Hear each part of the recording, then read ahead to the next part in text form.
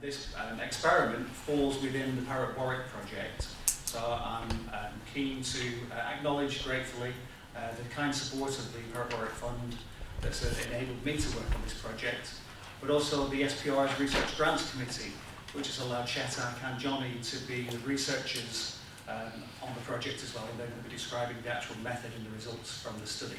So I'm only really going to give you a bit of a context for why we did what we did. And again, hopefully some of this may sound familiar to those of you who've been to previous conferences. At the University of Northampton, we're very much banging the drum for methodologies that have kind of gone out of favour within parapsychology. The story with parapsychology is that we're really quite a small community, and I have described parapsychology as a butterfly science, in that people seem to be very fond of chasing butterflies. So some new, very clever methodology catches people's attention. You get a first wave of early adopters who use that method, and other people seem to follow suit. And they then seem as if they're abandoning methods which are rather more tried and tested. So Ganzfeld research, and particularly dream ESP research, has fallen out of favour, even though it still seems to be among the best protocols that we have for reliably capturing psi effects. So we're banging the drum for that by continuing to do psi research in the laboratory that's Ganzfeld and dream ESP focused.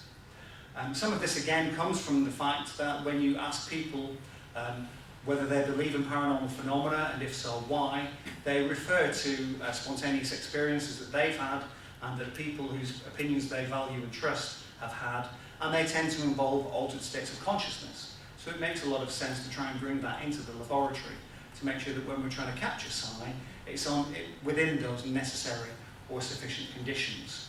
Very much here we take our lead from people like Louisa Ryan, who very famously collected a whole range of letters that were spontaneously sent to the Ryan Research Centre in North Carolina because of the experimental work that J.B. Ryan was conducting that seemed to be demonstrating rigorously that ESP could occur in different contexts.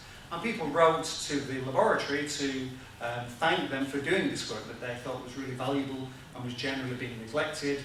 They would often offer $1, they would enclose $1 or maybe $5 to help with the research effort. Oh, and by the way, while I'm writing to you, may I share with you this particular experience that's occurred to me? And these letters came in, and Louisa very kindly used to write back to people to thank them for their interest, but didn't really know what to do with that material.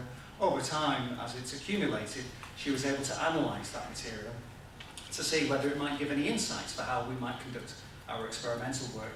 And certainly what came out of this was that people often would report that dreams that they had seemed to have some kind of psychic component, that those dreams very often didn't have the same flavour or quality as your common or garden variety dreams. There seemed to be something different or special about them that made them seem more momentous, and very often they would feel compelled to act on the contents of their dreams. The kind of things that they reported within their dreams tended to be quite important events, so particularly crisis type events where somebody else was in danger, a little bit like the burger example that Mario just gave. And also very often the confirming event would elicit a sense of deja vu in people. So there was a sense that this is a culmination of that experience, this is a confirmation of it. So we're very interested in case collection. Of course, there are standard skeptical explanations for spontaneous experiences of dream ESP. We have a dream and an event occurs later that we think confirms that dream. Well, one of the problems, of course, is that it may simply be coincidence. There are something like just under 70 million people in the UK. I know all of us dream every single night, and we all live lives that have lots of things happening in them. Should we expect a 70 million to 1 coincidence somewhere happening to somebody every single night? And it makes it very difficult to get a sense of the likelihood that this particular dream should be related to this particular event. So what we need is a methodology that actually provides us with a statistical baseline. What kind of level of performance or level of commonality might we expect between a dream and a target event, just by chance? How much might they have in common? Also with these collections, somebody mentioned earlier today the Aberfan disaster. I think it was Kit mentioned that, which is a really interesting, tragic case in which a particular primary school was engulfed in coal. A slag heap fell down a hillside after some torrential rain, and many people were killed. It was a terrible event in the UK. And people volunteered accounts of experiences that they'd had prior to that disaster that might have been able to foretell it and maybe allow us to prevent it. The problem was that Barker collected those cases by advertising in the Manchester Guardian, which had a national readership, and essentially we are cherry picking. I think he had something like 23 or 27 cases that he analysed across the many hundreds of thousands of people who might have been exposed to that advert, that invitation to offer their account. And it's a way in which we might be simply capitalising on chance, coincidence. So we need to take that into account to ensure that in our studies we have an explicit understanding of exactly how many trials are available, how many opportunities there were for coincidences to occur. We also have a problem with shared antecedents in many real-world situations. My go-to example of that is Upton Sinclair's quite famous book, Mental Radio, in which he reproduces a number of correspondences between drawings that he generated and psychic impressions that Mary Craig, his wife, had produced while she reclined in a different room, mildly meditated, went into a light trance, and tried to get impressions as to what Upton Sinclair was thinking about and drawing. And some of those drawings are really quite impressive. But the problem for us is in evaluating those correspondences that the two would have spent time together before a trial, and of course it may set in train particular ways of thinking that means that the apparently random choices or selections are not really that random at all. They're to some degree determined, and they might lead to similarities or correspondences based on things that they've just been talking about, things that they've experienced together. So we need, crucially in our experiments, to have a truly random element that determines what the target will be in a way that's not possible to infer for the participants. Sensory leakage is of course a problem. We need to be clear that when people are having their impressions, there's no normal or ordinary way in which they can acquire information about that target. And we have to be aware of errors of recall. When we recall our dream, when we see the confirming event, we'll tend to remember the features of that dream that fit with the event and tend to forget the features that don't fit. And when we're observing the event, we'll tend to notice the features of the event that fit with our dream and not notice the features that don't fit with our dream. So in that way you get a convergence of accounts that make it seem more impressive than it really was. Crucially here then, we need very objective accounts of what were your impressions, what was the content of your dream, recorded at a time when it's not contaminated by your knowledge of the actual target event. So those are the kind of things we need to take into account. Of course, this has all been done before, most famously with the Maimonides laboratory in New York State, where they had access to a sleep lab, and they conducted a number of series of experiments testing for ESP. People would come to the lab and sleep overnight.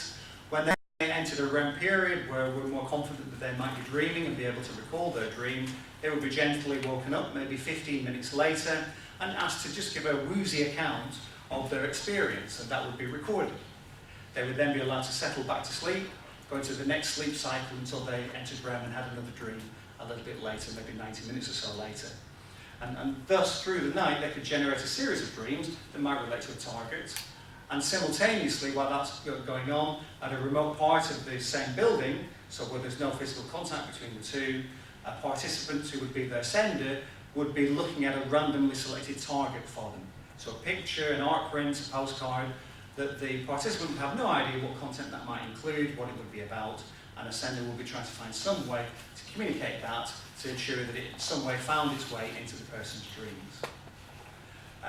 This series of experiments, I think, stands test against any from other areas of psychology in terms of its rigour and robustness. The effect sizes are really relatively strong, and I think we should be quite proud of some of the work that's been done previously. When Sam Shode and I revisited mathematically this database, we confirmed that it was independently significant, and so highly unlikely to be just due to chance. So even under conditions where we can effectively rule out those normal explanations, people's dream content enabled them to identify a target more often than we'd expect by chance. Most people don't have access to a dream laboratory, and that's true for us at Northampton as well. And so we have to be a little bit more ingenious in how we design our experiments. A standard protocol would involve people sleeping at home as normal, but before they go to sleep, they would make a gentle wish to themselves that they would dream, they would remember their dreams, and that their dreams would help them to identify the target in the morning. They would keep a dream diary that we would provide, and in the morning, as soon as they woke up, while things were fresh, or if they woke up during the night, they would simply make a record of whatever impressions they could remember, whether they were visual impressions or embodied experiences, emotional reactions, whatever they might be. And they would then bring their dream diary into the laboratory. Overnight, while they're at home, in our laboratory, locked and alarmed, so that no one can access the space, a video clip would be selected by a computer and played through the night. So the target is a real video, really playing into an empty room, and hopefully, at least psychologically, gives them something to hone in on and to focus on. The collection of studies that have adopted that kind of a method, so without a dream lab, are much more variable in outcome. I think that partly reflects variability in the quality of the studies, and also the fact that people, when they're replicating an experiment, tend to vary the conditions a little bit, to push the envelope just a little bit more, so try some new things out, test various variables. Sometimes that works out, and sometimes it doesn't. So it's not particularly surprising that the data we see here are a little bit all over the place. Those bars that appear above the zero line, those are studies that were successful, where people performed better than chance expectation, and those below the zero line are studies in which they performed worse than expectation.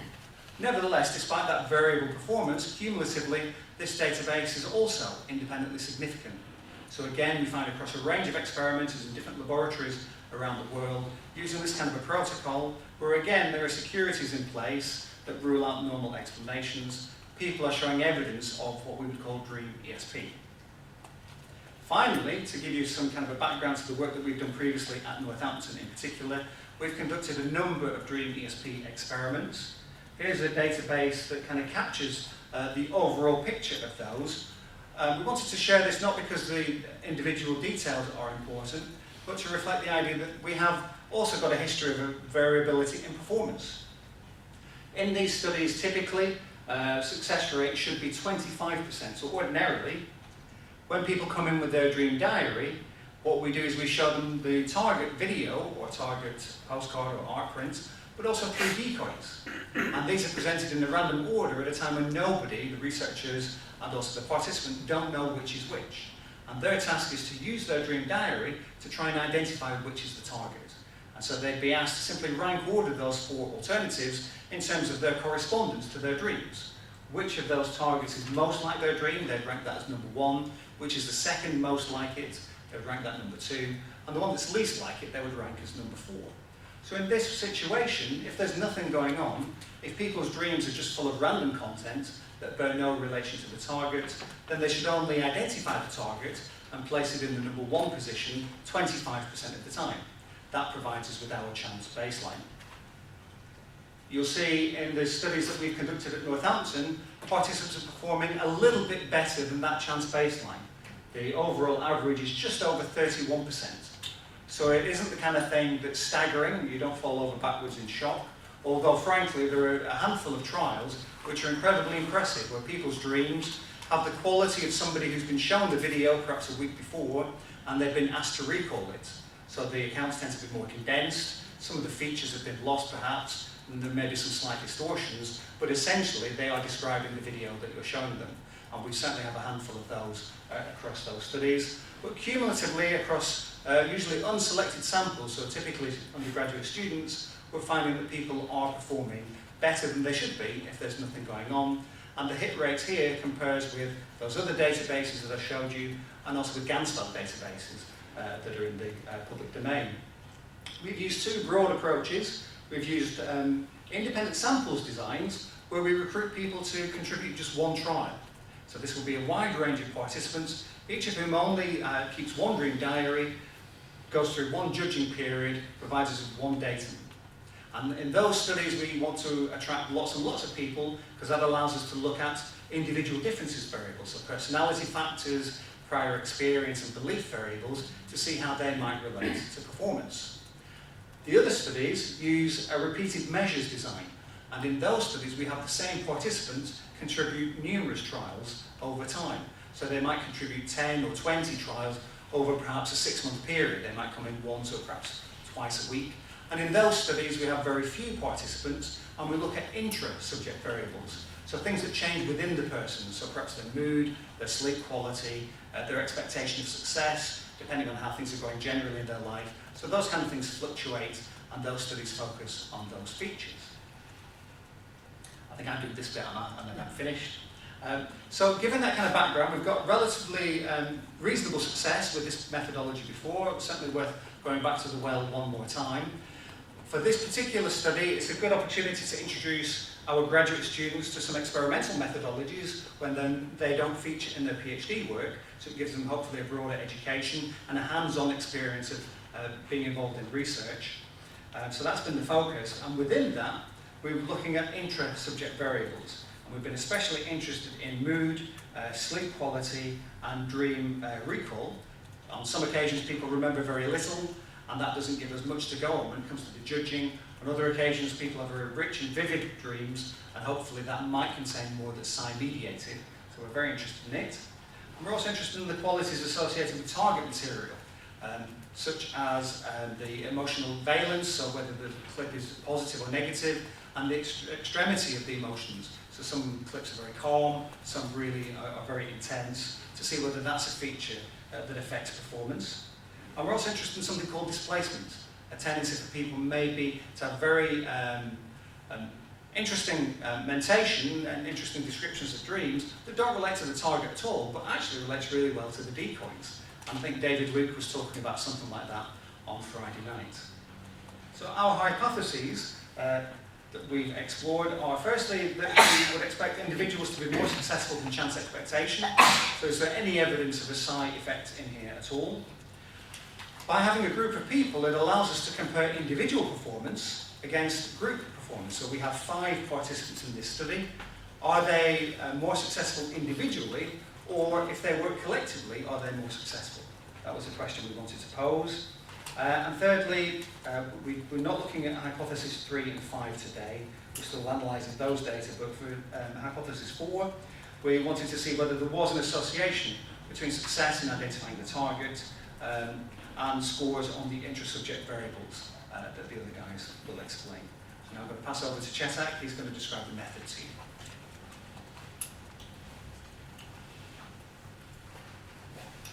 All right, thank you, Chris. So I'm here really going to talk through the method of this particular project, how we conducted this particular study. Before each trial, the experimental will go into the lab, and it's a locked room. He will open the computer, he will open the software, and he will set up the project itself with the Dream ESP software. He will also make sure that he has sent the reminder to all the participants that the Dream ESP project the Dream ESP trial is going to happen tomorrow, and in the morning before coming to the session, please make sure you send your dream diaries. So that was a very repeatedly thing.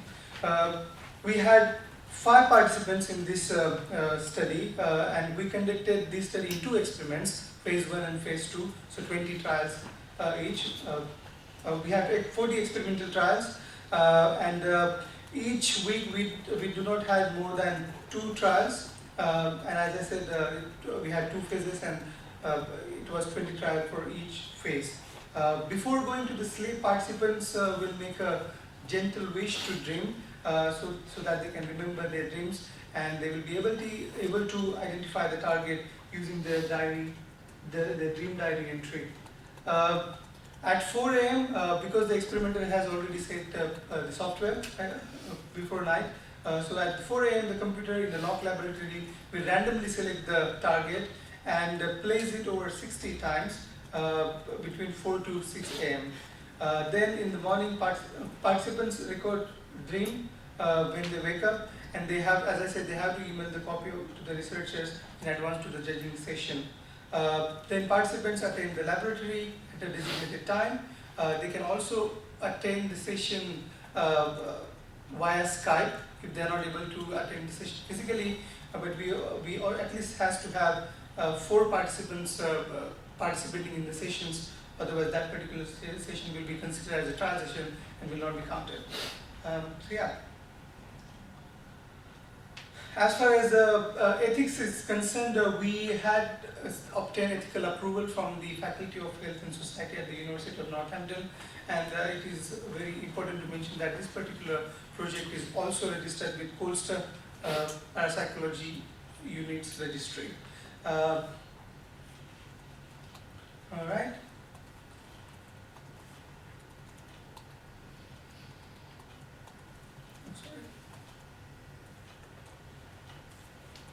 So when the participants will come to the judging session, the experimenter will give them the judging sheet, this participants record sheet, and in this particular sheet there will be different questions that they needed to answer. It was very important to take this data on this particular questions because we predicted that there will be some correlations of the information that we will collect from this question to the target itself. So all participants will complete 3 measures concerning their night sleep, and each reads out his diary. Just to read out the question, so the first question is, how good was your night sleep? Then how vivid would you rate your dream imagery? How emotional would you rate your dream imagery? How positive in emotion would you rate your dream imagery, and so on and so forth. And they have to read from on the scale of 1 to 7. Then after recording the participants, after recording all this data, we will have a trial of sharing the dreams. So all the participants present, they will share their dreams with everybody. And after that, the experimenter will open the software, he will enter the password into the software, and the computer will play the 4 clips in a random order. These clips can be viewed once or maybe more times if it is needed. Each participant notes correspondences and then rank orders the 4 choices and provides similarity ratings for each. When all have finished, these are shared with the group. So as you see over there, so over here, whenever they are seeing the video clip, they will describe the information or descriptions in these boxes over here, and from over here they have to rank order each clip. One is most likely the possible target, and 4 is the least likely the possible target. After they have decided about their own individual ranking on their reasoning, we will have a round as well again on so that they can inform everybody that why they think that particular clip could be the target.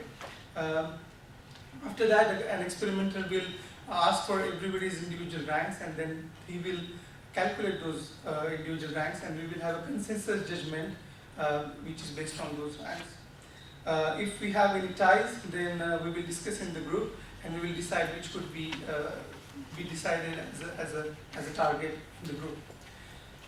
So consensus judgments are recorded before the target clip is revealed. So once we have decided in a group that this is our group target, then the experimental will reveal the actual target, and then we will see if it is a hit or not. So yeah, now comes the result, and I would like to pass this to John.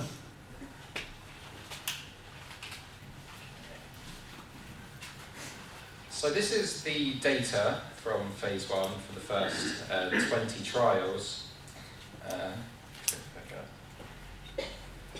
So here we can see, okay, well first of all I'll name all the people. So that's Cal Cooper, that's Glenn, probably seen him, Chris, David, he's not here today, and Alex. Now, Cal Cooper achieved 25%, which is exactly mean chance expectation. So Cal literally scored 555 in terms of the rankings and had an average score. Glenn scored 10%, which is 15% below mean chance expectation. Chris performed really well, so he got 15% higher than mean chance expectation at 40%. So in terms of ranking the number 1, or in terms of guessing the actual targets, he got 8. Again, David Saunders didn't perform particularly well. He only got 15% mean chance expectation. And Alex Wilson got around mean chance expectation at 26.3%. So from the results from phase 1 of the study, the group overall literally achieved mean chance expectation. So it wasn't below, it wasn't above, it was a very average kind of score. So we had to make changes to the design. We wanted to improve our hit ratio in the study, and these are some of the changes that we made. So monitor adherence to the intention setting protocol, and to note on the record sheet the degree to which we adhere to it. Next one was adopt the wake back to bed technique by setting our alarm 30 minutes early, so we're able to go to sleep and hopefully recall more dreams in the snooze period. So participants would wake up 30 minutes before they're meant to wake up, go back to bed, and hopefully that would elicit more vivid dream imagery used for ESP. So we extended the judging time, so it used to be from, I think it was it 2 a.m., 6 a.m? Yeah.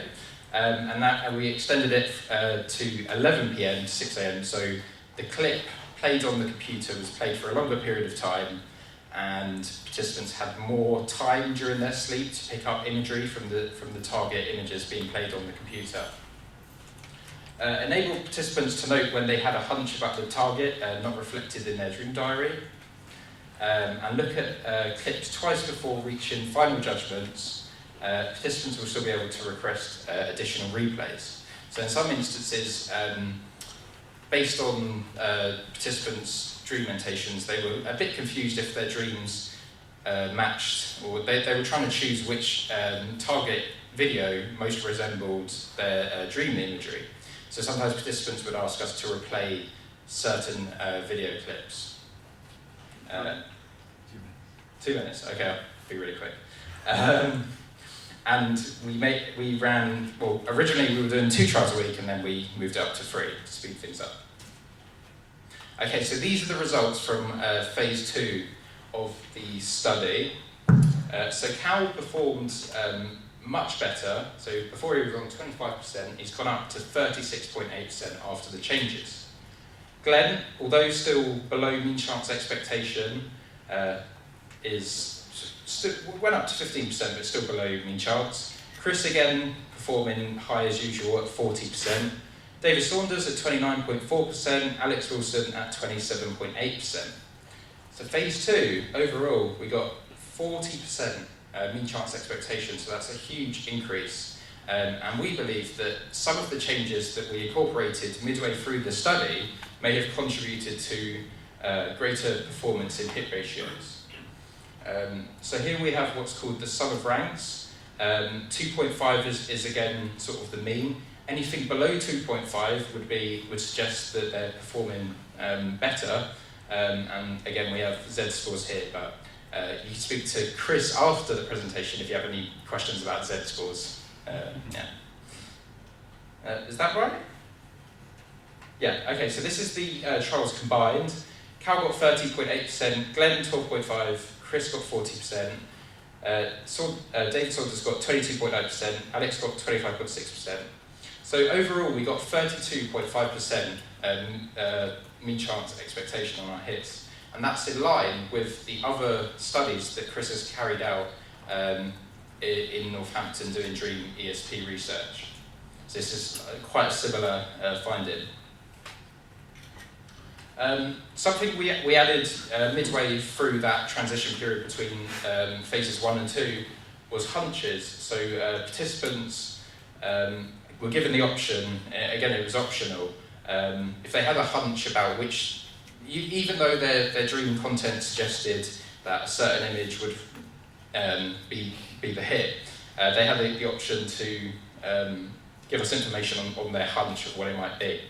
Now about 50% of the time, when hunches were given, they ended up being the target videos. You see here David Saunders got 440. Of the 8 hunches he had, he got 4 hits. Okay. And this is individual difference factors. I won't talk about this much, but basically we can see here how vivid was dream imagery. You must remember that item back on sort of the scale that Shetek showed you earlier. Here for Chris, if Chris had greater dream imagery, then he's more likely to actually perform better on it. So we've sort of drawn correlations there. But again, you can ask Chris at the end about that grid. Oops.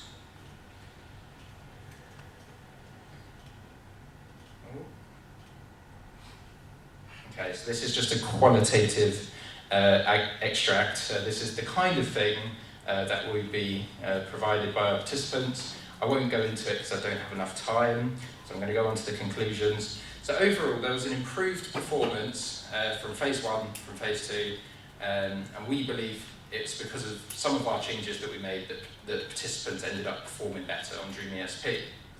Overall performance doesn't deviate from chance expectation, though direct hit ratio is consistent with previous studies, like I said, with the previous Northampton studies. No clear benefit of group judgments over individual ones. Hunches during judging looked promising, so that's something that I think Chris is thinking about including in his next Dream ESP study, as it seems there's something quite interesting going on with hunches. No consistent patterns with predictive variables. Again, that's the correlational grid. Adherence to protocol didn't seem to matter. Might not be very conducive group. So Chris's pattern fits the pattern of experienced participants. So Chris, because he's performed in many Dream ESP studies as a participant, he might generally be performing better than people who are doing it for the first time. And can incorporate a social interaction element. So questionnaire sent to a third party for analysis. Thank you.